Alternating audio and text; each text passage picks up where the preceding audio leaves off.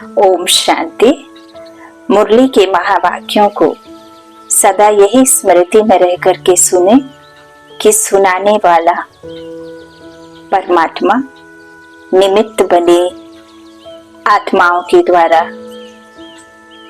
कर्मेंद्रियों का आधार लेकर के सुनाने वाले परमात्मा के सेवाधारी बच्चे और मुरली ज्ञान ईश्वर का है, वो हमें इस मुरली ज्ञान के द्वारा पढ़ा रहे हैं। सदा हम इसी स्मृति में रह करके इन महावाक्यों को सुने कि हम ईश्वरीय स्टूडेंट हैं और हम भी इस कर्मेंद्रियों का आधार लेकर कानों के द्वारा सुनते हैं, लेकिन सुनने वाली आत्मा है।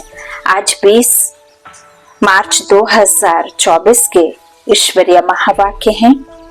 आज के मुरली का सार है, बाबा ने कहा, मीठे बच्चे, तुम्हें गुप्त खुशी होनी चाहिए कि हम परमात्मा बाप की यूनिवर्सिटी के स्टूडेंट हैं।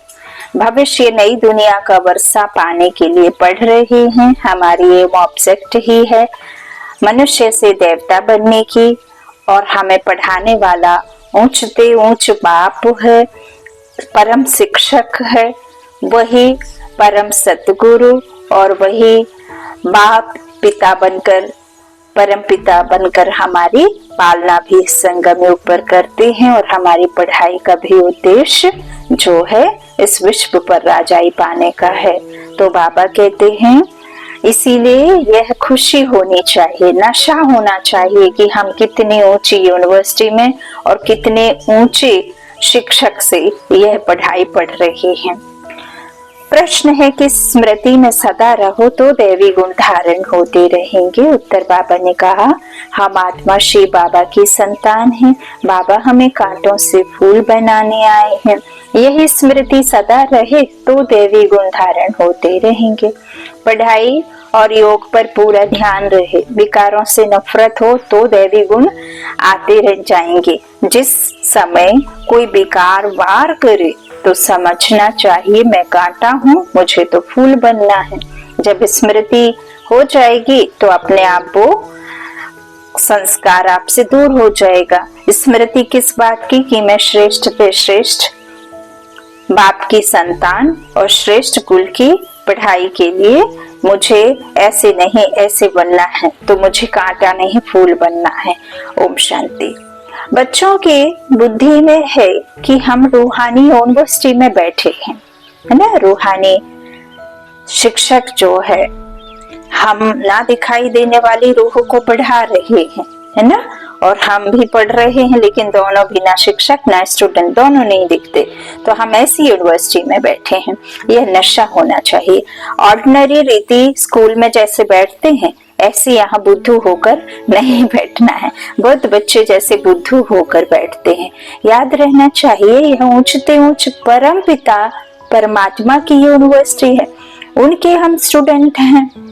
तो तुम्हारे में कितनी फलक होनी चाहिए। यह है गुप्त खुशी, गुप्त ज्ञान, गुप्त याद, गुप्त बातें, है ना। और धारणा भी गुप्त ही है। आत्मा धारण करती है तो ऐसे थोड़ी ना कि आपको दिखाई देगी कि आप कौन सा गुण, हाँ, लेकिन आपकी प्रत्यक्षता होती है आपके चाल से, ढाल से, बोल से, है ना। तो बाबा कहते सदा याद रहे कि यह गुप्त खुशी, गुप्त ज्ञान, हर एक बात गुप्त है। कईयों को यहाँ बैठे भी बाहर के गंदे ख्यालात आते रहते हैं। यहाँ तुम पढ़ते हो भविष्य नई दुनिया का वर्षा पाने के लिए, तो तुमको कितनी खुशी होनी चाहिए।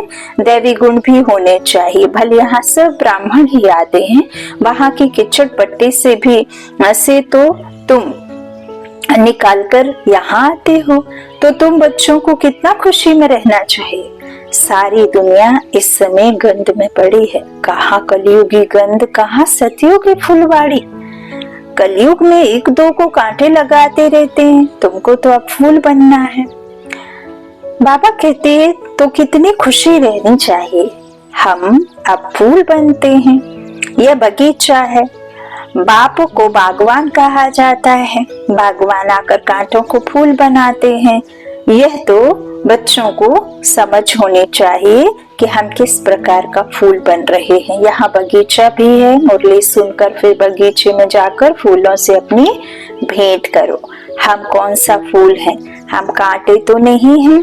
जिस समय क्रोध आता है तो समझना चाहिए मैं कांटा हूँ, मेरे में ये वाला भूत है, क्रोध का भूत है। इतनी नफरत आनी चाहिए। क्रोध तो सबके बीच में आ जाता है, काम तो सबके बीच में हो ना सके। देखो बाबा कहते हैं क्रोध ऐसा है कि भरी सभा में ही आता है, लेकिन काम तो बीच में सबके बीच में नहीं आ सकता है ना, बेकार काम बेकार।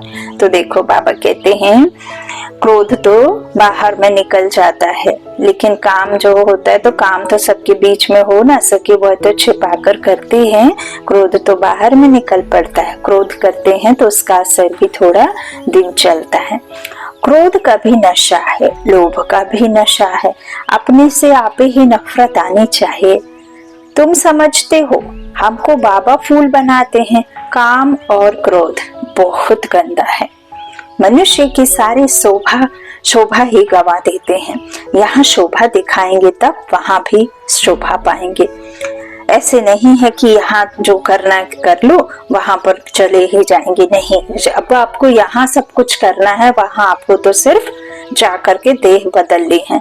तो बाबा रोज बच्चों को समझाते रहते हैं कि देवी गुण धारण करो, स्वर्ग में चलना है ना। यह लक्ष्मी नारायण कितने गुणवान हैं, महिमा भी इनके आगे जाकर गाते हैं। हम नीच पापी कामी हैं, आप सर्वगुण संपन्न हो। तुम समझाते भी हो स्वर्ग है फूलों का बगीचा और नरक है कांटों का जंगल। श्री बाबा स्वर्ग स्थापन करते, रावण नरक बनाते हैं। विचार करना चाहिए, हम आत्मा बाप की संतान हैं, हमारे में गंध कहाँ से आया? अगर गंध होगा तो बाप का नाम बदनाम करेंगे, क्रोध करेंगे तो गोया बाप की निंदा कराएंगे। क्रोध का भूत आया और बाप को भूले। बाप की याद हो तो कोई भी भूत आए ही नहीं।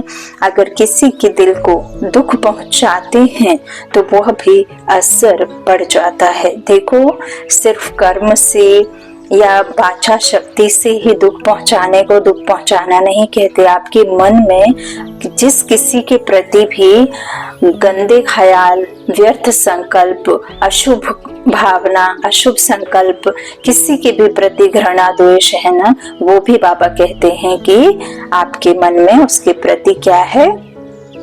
दुख देने वाली चेष्टा है ना। तो बाबा कहते इस तरह से आपको क्या करना है? किसी को भी दुख नहीं पहुंचाना है। अगर किसी के दिल को दुख पहुंचाते हैं तो वह भी असर पड़ जाता है। एक बार क्रोध किया तो 6 मास तक सबकी बुद्धि में रहता है कि यह क्रोध ही है, फिर दिल से उतर जाता है। बाप दादा के दिल से भी उतर जाता है। यह दादा भी विश्व का मालिक बनते हैं, इसमें भी जरूर खूबियां होंगी, परंतु कोई की तकदीर में नहीं है तो तदबीर करते नहीं। कितनी सहज तदबीर है, सिर्फ बाप को याद करो तो आत्मा स्वच्छ बन जाएगी और कोई उपाय नहीं है। इस समय राज ऋषि तो कोई है नहीं, राजयोग सिखलाने वाला एक ही बाप है। मनुष्य मनुष्य को सुधार ना सके, बाप आकर सबको सुधारते हैं। जो बिल्कुल अच्छी तरह सुधर जाते हैं वह सतयुग में पहले पहले आते हैं। तो कोई भी गंदी आदत है तो छोड़नी चाहिए। पढ़ाई पर, योग पर पूरा ध्यान देना चाहिए। यह भी जानते हैं सब तो एक जैसे ऊंच नहीं बनेंगे। लौकिक में भी पढ़ाई पढ़ी कभी तो एक क्लास में यदि 10 या 20 स्टूडेंट हैं जो डॉक्टर बनने के लिए पढ़ाई पढ़ रहे हैं या पीईटी पीएमटी का एग्जाम निकालते हैं इंजीनियरिंग के लिए या पीएम डॉक्टर के लिए, तो उन 100 में से 100 ही नहीं निकाल लेते हैं, 20 में से 20 ही नहीं निकाल लेते हैं ना, उसमें से 2, 4, 10 मान के चलो 50।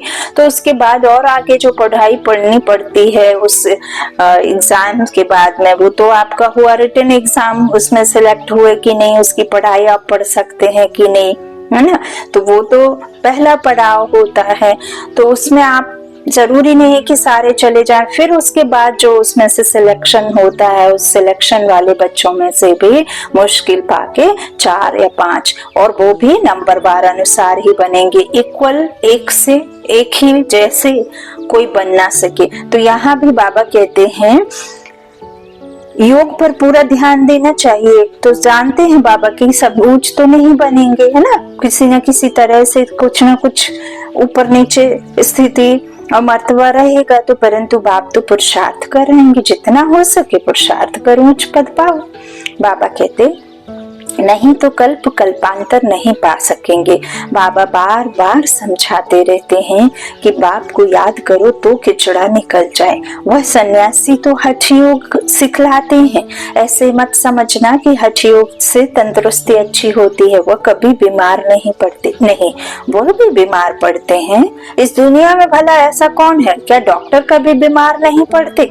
क्या योगा सिखाने वाला टीचर जो दिन रात योगा दूसरों को सिखा कर बॉडी को, शरीर को फिट फाट रखने की बात करता, क्या उसके घर में कोई बीमार या वो खुद बीमार नहीं होता? तो बाबा कहते यह गलत है, ये सच नहीं है कि वो बीमार नहीं पड़ते, नहीं, वह भी बीमार पड़ते। भारत में जब लक्ष्मी नारायण का राज्य था तो सबकी आयु बड़ी थी, हेल्दी वेल्दी थे। अब तो सब बिल्कुल छोटी आयु वाले हैं। भारत को ऐसा किसने बनाया यह कोई नहीं जानते, बिल्कुल घोर अंधियारे में है। तुम कितना भी समझाओ परंतु उन्हों को समझाना बड़ा मुश्किल है। फिर भी गरीब साधारण ही समझने की कोशिश करते हैं। यहाँ कोई लखपति है क्या? आज का लाख भी बड़ी बात नहीं है, आज लखपति तो बहुत हैं, उन्हें भी बाबा साधारण कहते हैं। आज तो करोड़पति की बात है। सदियों बाबा कहते हैं शादियों पर भी कितना खर्चा करते हैं। देखो अभी प्री वेडिंग शूटिंग के लिए ही कितना किया है, 1000 करोड़ और समथिंग कुछ 100 ऐसे कुछ किया है ना। आप सभी जानते हैं, हम अंबानी के घर में प्री वेडिंग हुआ है बेटे का, है ना। तो देखो बाबा कहते कितना शादियों में ही कितना खर्च करते हैं। तुम बच्चों को बड़ा युक्ति से समझाना है, जो जिसको किसको तीर लग जाए। बड़े बड़े आदमी कोई MP आदि आते हैं तो बहुत खुश होते हैं, परंतु एक में भी ताकत नहीं जो आवाज कर सके, है ना। जाते हैं, सुनते हैं, अच्छा है कहते हैं, उधर जो भी बुलाते हैं कि इस बात के लिए, या कोई न्यू बना होता है बाबा का कमरा या कुछ भी बाबा का मान के चलो हॉस्पिटल, तो ऐसा सोच के बाबा कहते कि चलो ये स्टेज पर आएंगे तो दुनिया के बहुत सारे इन आत्माओं से आकर्षित होंगे कि बहुत बड़ा आदमी उसके इनॉग्रेशन के लिए जा रहा है, तो जरूर कोई ना कोई बात होगी। ऐसे करके बहुत सारे उस बात को लेकर के देखते हैं, समझते हैं, तो उसमें से भी फिर कुछ निकल आते हैं जो बाबा के बच्चे होंगे। तो बाबा कहते हैं अब वो आते भल हैं, लेकिन उनमें वो ताकत नहीं होती है कि वो आवाज कर सके। तो तुम समझाते हो परंतु यथार्थ पूरा समझकर नहीं जाते हैं। उनको तो अपनी ही दुनिया में, अपनी ही माया में भगवान दिखते है ना। तो बाबा कहते हैं ऊंचते ऊंच भगवान, ऊंचते ऊंच यह वर्षा, लक्ष्मी नारायण को किसने यह स्वर्ग का वर्षा दिया, यह कहाँ के रहवासी हैं, यह बहुतों को पता नहीं पड़ता है। म्यूजियम में आते बहुत है समझने के लिए, सेवा का चांस अच्छा है, परंतु योग है नहीं, योग नहीं तो कुछ नहीं। तो बाप को याद करें तो प्रफुल्लता भी आए। हम किसकी संतान हैं?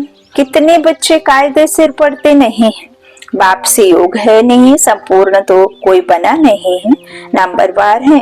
बच्चों को एकांत में बैठ बाप को याद करना है, मन से बातें करना है, बाबा से रूह रिहान करना है, बाबा से हर बात बतानी है, बाबा से हर बात सुननी है। थोड़ा बैठो, उनकी भी सुनो, सिर्फ सुना के उठ मत जाओ। तो ऐसे बाप से हम स्वर्ग का वर्षा पाते हैं। इस दुनिया में हम ही सबसे पतित बने हैं, फिर हमको ही पावन बनना है। ये अच्छी रीति याद करना है। बाप हर प्रकार की राय तो देते हैं, ऐसे ऐसे करो। जैसे क्वीन विक्टोरिया का वजीर गरीब था, रोड की लाइट पर, बत्ती पर पढ़ पढ़ कर ऊंच पद पा लिया, शौक था। यह भी गरीबों के लिए है। बाप है गरीब निवास, साहूकार क्या भगवान को याद कर सकेंगे? कहेंगे हमारे लिए तो स्वर्ग यहाँ ही है, घूम फिर रहे हैं, ऐसी स्वर्ग की दुनिया जैसे हम जगह जगह फिर रहे हैं, मानो स्वर्ग है, तो फिर क्या चाहिए उनको ना। अरे बाबा ने स्वर्ग की स्थापना की नहीं है, अब कर रहे हैं। बाप को याद करो, पावन तो जरूर बनना है, बच्चों को युक्ति रचनी है, कैसे किसको समझाएं कि भारत का प्राचीन युग सिवाय परमपिता परमात्मा के कोई सिखला नहीं सकते। हठ योग है निवृत्ति मार्ग वालों के लिए। बाप समझाते रहते हैं जब किसका कल्याण होना होगा तो फिर लिखेंगे भी ऐसे, अभी देरी है तो किसकी बुद्धि में आता नहीं है। बाबा कहते हैं तुम्हारी है यह ईश्वरीय मिशन, तुम्हें मनुष्यों को देवता बनाने की सेवा करनी है। दुनिया में तो अनेक प्रकार की मतें निकलती रहती हैं, तो उनका कितना शो होता है, अंधश्रद्धा कितनी है, रात दिन का फर्क है। तुम ब्राह्मणों में भी रात दिन का फर्क है, कोई तो कुछ भी जानते नहीं है, यह बहुत सहज। अपने को आत्मा समझो, बाप को याद करो तो पाप कट जाएंगे, दैवी गुण धारण करो तो ऐसे बन जाएंगे। ढिंढोरा पिटवाते रहो, देह अभिमान ना हो तो ढोलक गले में डाल सबको बताते रहो कि बाप आया है। कहते हैं मुझे याद करो तो तुम पतित से पावन बन जाएंगे। यह घर घर में संदेश देना है, सभी पर कट जंक चढ़ी हुई है, तमो प्रधान दुनिया है, सबको बाप का पैगाम जरूर पहुंचाना है। पिछाड़ी में तुम्हारी वाह निकलेगी, कहेंगे कमाल है इनकी, इतना जगाया परंतु हम जगे नहीं। जो जगे उन्होंने पाया, जो सोए उन्होंने खोया। बाप बादशाही देने आते हैं फिर भी खो लेते हैं ना, तो सर्विस की युक्तियां रचनी चाहिए। बाप आया है, कहते हैं मामे कम याद करो तो भी कर्म विनाश होंगे। पवित्र दुनिया का मालिक बन जाएंगे, और पवित्र बनने के लिए पवित्रता के सागर को, है ना, एवर प्योर रहने वाले उस परम पिता परमात्मा को याद करना पड़ेगा। और जब हम परम पिता परमात्मा के परम प्रिय आत्मा बन जाएंगे, और परम प्रिय आत्मा वही बनेगी जो इन गुणों को धारण करेगी, तब फिर हम पवित्र दुनिया के मालिक बन जाएंगे। याद नहीं करेंगे तो पाप कटेंगे नहीं, कोई भी कट ना रहे तब ऊंच पद पा सकते हो, नहीं तो पद भी कम, सजाएं भी खाएंगे। सर्विस की अच्छी मार्जिन है, चित्र साथ में ले जाने से सर्विस कर सकेंगे। चित्र ऐसे अच्छी रीति बनाने चाहिए जो खराब ना हो। अच्छा पेपर, क्वालिटी वाला, पॉलिथीन वाला पेपर, है ना। तो पापा कहते हैं ये हथियार हैं आपके, सबको दिखाने और समझाने के लिए शस्त्र हैं आपके यही, है ना, सबको बताने के लिए। तो इन चित्रों पर आप समझा सकते हैं। तो अपने वेपन्स को कभी घर में नहीं रखना चाहिए, लेकर चलना चाहिए, है ना। तो यह चित्र बहुत अच्छी चीज है। बाकी मॉडल्स तो खिलौने हैं, बड़े बड़े आदमियों के बड़े बड़े चित्र होते हैं, हजारों वर्ष भी चलते हैं। तुम्हारे अच्छे चित्र काफी हैं। बोलो यह सृष्टि का चक्र कैसे फिरता है, हम आपको समझाएंगे। इस चक्र को याद करने से तुम चक्रवर्ती राजा बनेंगे। बैज भी बहुत अच्छा है, परंतु इनकी वैल्यू बच्चों के पास नहीं है। इस पर भी तुम समझाते रहो तो भी तुम्हारी कमाई बहुत होगी। यह बैज तो ऐसा है जो छाती से लटका रहे। यह बाबा इस ब्रह्मा द्वारा ये बरसा देते हैं। ट्रेन में भी चक्र लगाते, यह समझाते रहो। छोटे बच्चे भी कर सकते हैं, तुम कोई मना नहीं कर सकते। यह बैज ऐसी चीज है, हीरे जवाहर फल फूल महल सब कुछ इसमें मर्ज है, परंतु बच्चों की बुद्धि में नहीं आता है। बाबा ने बहुत बारी समझाया है, चित्र साथ में जरूर हो। तुमको कोई उल्टा सुल्टा भी बोलेंगे, श्री कृष्ण को भी गाली मिली ना, भगाते थे या करते थे, इतनी पटरानियां रखते थे, हैं? तो लेकिन उनको भी पटरानी बनाया ना, विश्व का मालिक बनकर फिर ऐसे काम थोड़े ही करेंगे।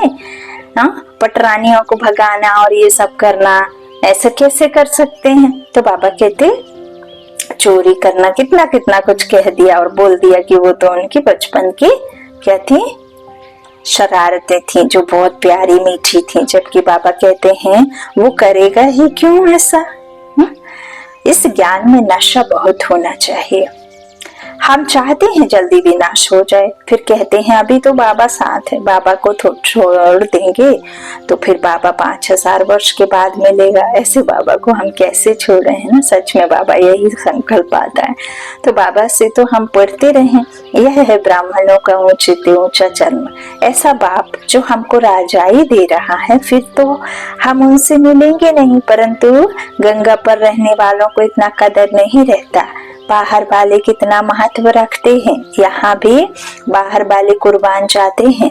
अगर योग का बल नहीं है तो किसी पर भी समझाने का असर नहीं होता, कुछ भी समझते नहीं। आते बहुत हैं, लिखते हैं ऐसे ऐसे समझाया, कहते हैं बहुत अच्छा है। बाबा समझते हैं सुना ऐसे जैसे सुना ही नहीं। देखो जरा भी समझा नहीं, बाप को ही नहीं जाना है। अगर कुछ समझे तो ऐसे बाप से कनेक्शन तो रखे, चिट्ठी लिखे, झट तुमसे पूछे कि तुम ऐसे बाप को चिट्ठी कैसे लिखते हो, बताओ। शिव बाबा के अर्थ हाफ ब्रह्मा एकदम लिखने लग पड़े। यह तो रथ है ना, परंतु ज्यादा कीमत तो उनकी है जो इसमें प्रवेश करते हैं। सर्विस करते करते बहुत बच्चों के गले थक जाते हैं, परंतु योग नहीं है तो तीर नहीं लगता है। देखो बाबा कहते सर्विस करने वाले बहुत सर्विस करते हैं, लेकिन योग ना होने से उनके पास में जौहर नहीं होता तो किसी को तीर नहीं लगता। बाबा कहते भी हैं जब भी बाबा का ज्ञान सुनाओ तो बाबा बाबा कहते रहो, मुरली सुनाओ तो बाबा बाबा कहते रहो। इससे आपका क्या होगा, सामने वाले को तीर लगता रहेगा, तीर लगेगा। इसको भी ड्रामा कहेंगे। हाँ बाबा कह रहे परंतु योग नहीं तो तीर नहीं लगता, यह भी ड्रामा नहीं। देखो बाबा फिर भी दोष नहीं देते, बोल देते हैं कि ये भी ड्रामा की भाव ही है, जो हुआ सो हो रहा है, नथिंग न्यू, तो इसको भी ड्रामा कहेंगे। बाबा को जान लिया तो फिर बाबा से मिलने बगैर रह नहीं सकेंगे। ट्रेन में भी योग योग तो हो आए, है ना। जब भी आप ट्रेन चढ़ते हैं तो बाबा की ही याद में आए। हम जाते हैं बाबा के पास, जैसे विलायत से आते हैं तो स्त्री बाल बच्चे सभी याद आते हैं। या तो हम किसके पास जाते हैं तो रास्ते में कितनी खुशी होनी चाहिए, सर्विस करते करते आना चाहिए। बाबा है सागर, देखते हैं बच्चे फॉलो कर रहे हैं, ज्ञान की लहरें उठती हैं तो देख देख कर खुश होते हैं। यह तो बहुत अच्छा सपूत बच्चा है। सवेरे याद की यात्रा में बहुत फायदा है।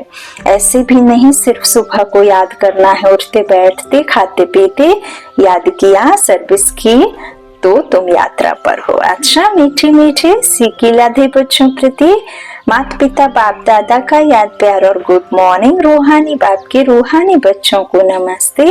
हम रूहानी बच्चों के रूहानी माता पिता बाप दादा को याद प्यार और गुड मॉर्निंग। शुक्रिया बाबा। धारणा के लिए मुख्य सार। पहला बाबा ने कहा किसी के दिल को दुखी नहीं करना है, अंदर कोई भी भूत है तो जांच करके उसे निकालना है, फूल बन सबको सुख दे रहा है। दूसरा बाबा ने कहा हम ज्ञान सागर के बच्चे हैं तो अंदर ज्ञान की लहरें सदा उठती रहें, सर्विस की युक्तियां रचनी है, ट्रेन में भी सर्विस करनी है, साथ साथ पावन बनने के लिए याद की यात्रा पर भी रहना है। वरदान याद और सेवा के बैलेंस द्वारा बाप की मदद का अनुभव करने वाले ब्लेसिंग की पात्र आत्मा भव। याद और सेवा के बैलेंस द्वारा बाप की मदद का अनुभव करने वाले ब्लेसिंग की पात्र आत्मा भव। जहाँ याद और सेवा का बैलेंस अर्थात समानता है, वहाँ बाप की विशेष मदद अनुभव होती है। यह मदद ही आशीर्वाद है, क्योंकि बाप दादा अन्य आत्माओं के मुआफिक आशीर्वाद नहीं देते। बाप तो है ही अशरीरी, तो बाप दादा की आशीर्वाद है सहज स्वतः मदद मिलना, जिससे जो संभव असंभव बात है वह संभव हो जाए। यही मदद अर्थात आशीर्वाद है। ऐसी आशीर्वाद की पात्र आत्माएं हो जो एक कदम में पद्मों की कमाई जमा हो जाती है। स्लोगन सकाश देने के लिए अविनाशी सुख शांति व सच्चे प्यार का स्टॉक जमा करो। सकाश देने के लिए अविनाशी सुख शांति व सच्चे प्यार का स्टॉक जमा करो, तभी आप किसी दूसरे को सकाश दे सकते हैं। अच्छा, ओम शांति, ओम शांति।